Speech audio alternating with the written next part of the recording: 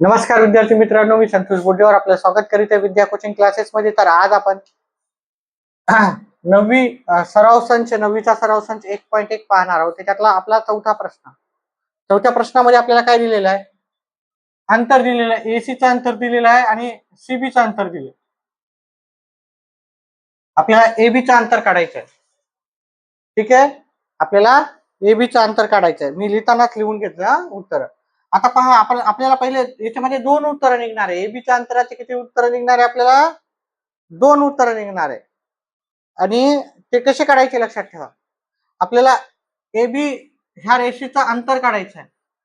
English मध्ये आपण त्याला डिस्टन्स म्हणतो. आता हे डिस्टन्स आपल्याला एबी काढताना आपण आकृती काढायची, दोन आकृत्या काढायच्या. एबी, ठीक आहे, एबीच्या थोड्या छोट्या काढतो. हे एबी, ठीक आहे. हा एक मी त्याचा प्रकार घेतला. दुसरा प्रकार आपल्याला दोन पद्धतीनेच उत्तर काढता येतात. तिसरी पद्धत आपल्याला उत्तर काढता येत नाही. ठीक आहे, आता पहा. आता आपण काय केलं, एबी मध्ये आपण काय करायलो, इकडे थोडं खाली काढू, त्याचं थोडं किचकट हा प्रश्न आहे. एबी आपण दोन्ही घ्यायलो. कोणतं? हे लहानचा बिंदू घ्यायले, लास्टला घ्यायलो एबी. एक सुरुवातीला घ्यायलो आणि एक लास्टला. आणि मधात कोणता घ्यायलो आपण? सी बिंदू घ्यायलो. एबी ही रेषा आहे आणि मध्ये सी बिंदू आहे, असं आपण ग्राह्य करायलो. आता आपण दुसऱ्या याच्यामध्ये काय ग्राह्य करू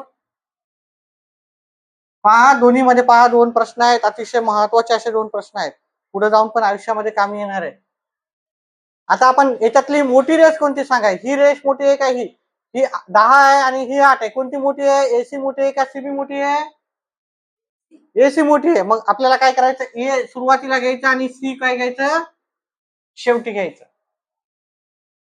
कळालं का? ए सुरुवातीला घ्यायचं आणि सी कुठे घ्यायचं? शेवटी घ्यायचं. एसी. आणि इथं काय घेतलं? पहिले इथं ए बी काढायचं आहे, तर ए सुरुवातीला, दुसरी पॉसिबिलिटी घ्यायची नाही. आता आपल्याला काय घ्यायचं? इथं ए आणि इथं सी घेतलं, तर बी कोणीकडे येईल सांगा बरं? उरला काय? बी. बी मध्ये येणार कुठे? ठीक आहे, आता इथे बी नाव दिलं. आता आपण याचे माप लिहायचे. आता हे काय झालं? इथून एवढं अंतर काय झालं? हे ए बी झालं, हे की नाही? हे काय झालं?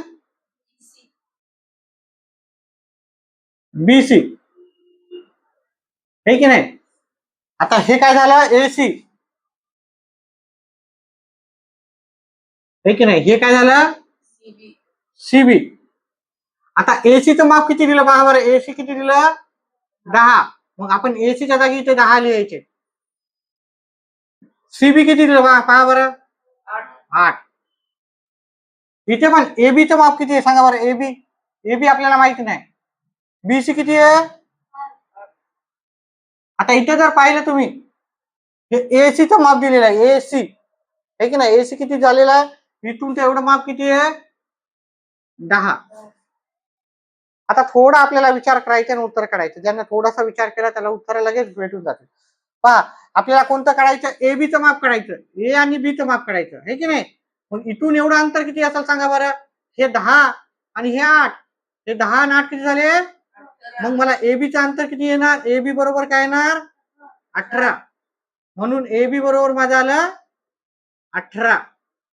ठीक आहे की नाही? इथून एवढं अंतर आलं एबी. आता इथं एबी कोणीकडे सांगा बरं? इथं एबी म्हणलं तर इथून एवढंच अंतर आहे. हे पूर्ण अंतर किती आहे? एसीचं अंतर किती आहे? आणि त्याच्यातलं हे किती आहे? मग हे उरलं किती? 10 मधले 8 गेले, उरले किती? 2. हे 2. आता आकृतीवर जाऊ नका. रेषा किती लांब काढल्या, छोट्या काढल्या, त्याच्यावर जायचं. ही पूर्ण रेष एसी 10 ची आहे. त्याच्यातले जर हे बीसी 8 असेल तर उरलं किती? 2. कळालं का एवढं? मग इथं बी एबीचा, म्हणून एबी बरोबर इथं किती आलं? एबी बरोबर 2 आलं. आता हेच आपल्याला सगळं मांडून दाखवायचं, लिहून दाखवायचं. आता याची प्रॅक्टिस काय करायची? तुम्हाला जास्तीत जास्त घरी जाऊन प्रॅक्टिस करायची, तरच तुम्हाला याचे उत्तर येणार आहे. नाही ते उत्तर येणार आहेत का? नाही. आपल्याला कमीत कमी 2-3 वेळेस हे घरी सॉल्व करायचाच आहे. चला आता आपण याला काय करू का? आता आपण समजू का, रेषा एबी मध्ये बिंदू सी आहे. बिंदू सी हा ए बी च्या दरम्यान रेख किंवा रेषा ए बी च्या दरम्यान मानल्यास, हे मराठीवाल्यांसाठी वाक्य आहे, इंग्लिश वाल्यांसाठी. सपोज बिंदू point C is in between point A and B, A व ए बी. आपल्याला काय करायचं, ए बी, इथं ए बी बरोबर काय आलं, ए बी बरोबर काय आलं, डिस्टन्स ए बी बरोबर काय आलं आपलं, ए बी बरोबर ए सी अधिक C B, distance A C plus distance C B. हे किती आहे, 10. हे किती आहे, 8. किती झालं, 18. म्हणून डिस्टन्स ए बी किती आलं आपलं, 18. आता ह्या कंडिशन मध्ये ए बी किती यायला, 2. आता समजा बिंदू बी हा रेषा किंवा रेख एसीच्या मध्ये मानल्यास, दुसरी कंडिशन, समजा बिंदू बी हा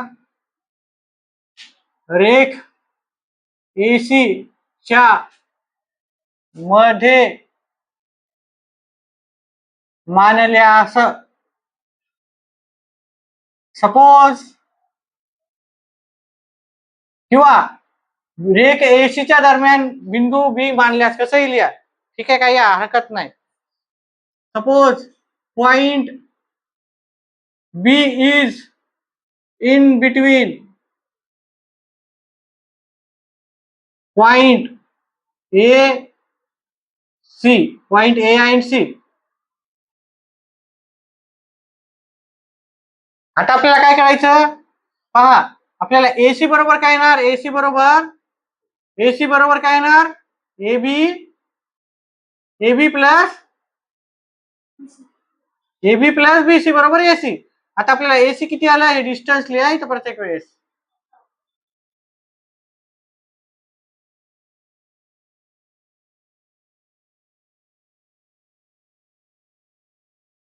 पहा इकडचं उत्तर विसरून जायचं. आता वापस पुन्हा एसी बरोबर, एसी ची किंमत दिली का, 10 बरोबर, नाही तर डायरेक्टच आपण करू.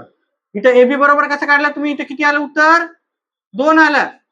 डिस्टन्स ए बी बरोबर डिस्टन्स काय येणार,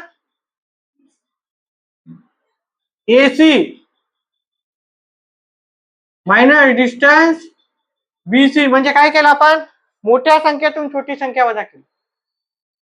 पहिल्या दोन्ही संख्याची बेरीज केली, दुसऱ्या वेळेस काय केलं, मोठ्या संख्येतून छोटी संख्या वजा केली. पहिल्या वेळेस काय केलं, दोन्ही संख्याची बेरीज, दुसरी वेळेस काय केलं, मोठ्या संख्येतून छोटी संख्या वजा केलेली आहे ना. मोठ्या संख्येतून ही मोठी संख्या 10, त्याच्यातून 8 वजा केले, उत्तर येईल 2. म्हणून डिस्टन्स ए बी बरोबर 2. म्हणून बिंदू ए बी चे अंतर 18 किंवा 2 असेल.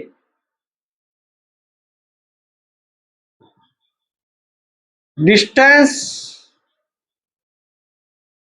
बिटवीन ए बी इज 18 और 2. लिहून घ्या, या उत्सव लिहून घ्या.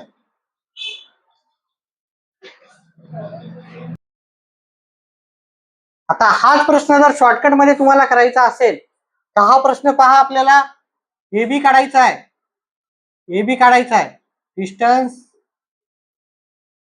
A B. मग काय करायचं आपल्याला, पहिले या दोघांची बेरीज करायची आहे. म्हणजेच आपल्याला काय करायचं, पहिले काय करायचं, ए इकडे घ्यायचं, इथं बी घ्यायचं आणि मध्ये काय घ्यायचं, सी घ्यायचं. ठीक आहे, नाही ते काय करायची गरज नाही रे, काढायचं. डिस्टन्स ए बी बरोबर या बाकीच्या दोघांची बेरीज करायची, ए सी अधिक सी बी, 10 अधिक 8 किती येणार 18.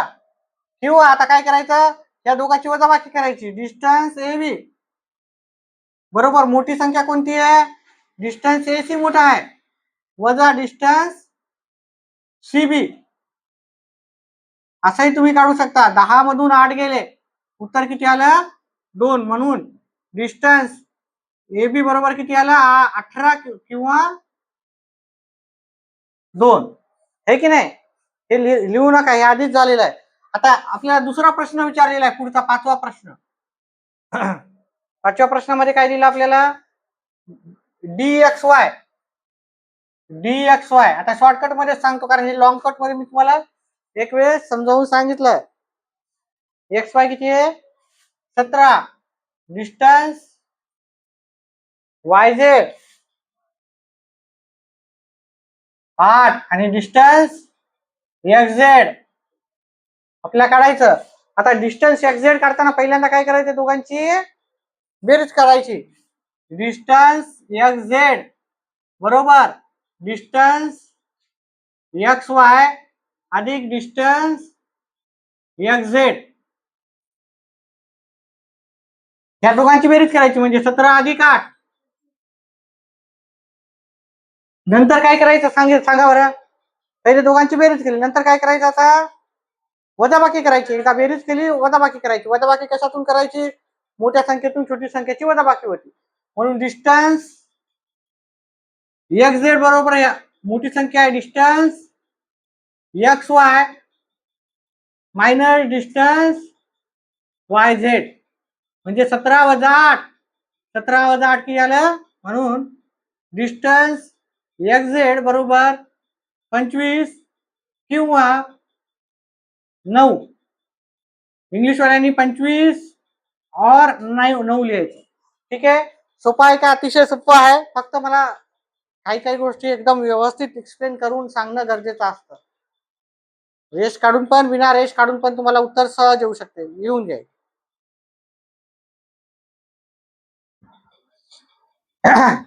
एक प्रश्न देतो तुम्हाला, त्याचं उत्तर कमेंट बॉक्स मध्ये टाकून टाका आपण. ठीक आहे,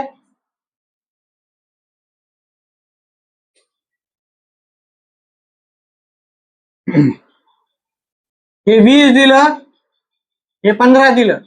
डिस्टन्स ए बी तुम्हाला काय करायचं आहे, उत्तर लिहायचं आहे. आपले विद्यार्थी पण उत्तर करा आणि कमेंट हे मला सांगा, दाखवायचं आहे.